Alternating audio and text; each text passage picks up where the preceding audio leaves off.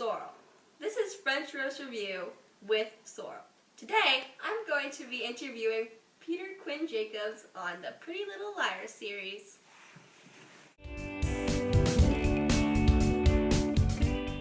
So what's your favorite character, Peter? I would have to pick Arya, because she's by far the most funny character in the series. Every time I'm reading a chapter with Arya, and I just can't stop laughing. Who's your least favorite character? If I had to pick, I'd probably choose Spencer, because that's the character I have the most trouble with while I'm reading. I find that I get him mixed up with the other characters. And what does that make Hannah to you? I know they're dating after the second book, but they're still kind of this, they're not quite conjoined like you would expect them to be. And I think this is something where the NBC show really departs from the books. Like the scene at the dance where Spencer wears his flubber costume, and he thinks it's a joke and everything. He thinks it's funny, but then Hannah points out that this is a cancer dance, and you just can't bring a flubber costume to a cancer dance. And I'm really surprised that they left that part out of the show. Yeah, I totally agree. That was a very highlighting part of the book. So, what was your favorite part in the first book? In the first book? Yes. Well, there was the spaghetti dinner that was hosted by the Kiwanis Club, and that's where the four main characters meet for the first time.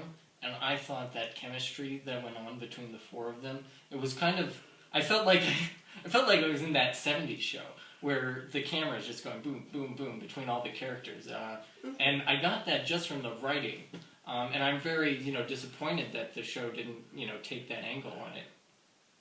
Yes, I understand. What about Emily's side of the story? We haven't really heard much about Emily from you or Maya.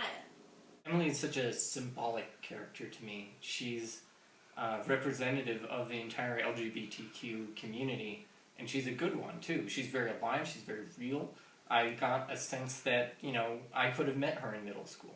I could have, been in a class with her. Particularly her relationships with Jessica and Brainy. They really bring out the essence of who she is, which is, this kind of jaded, angry sort of person who's really like a marshmallow in the center. Like, she's really soft and white. So moving on to another topic, who do you think A is? It stands for asshole.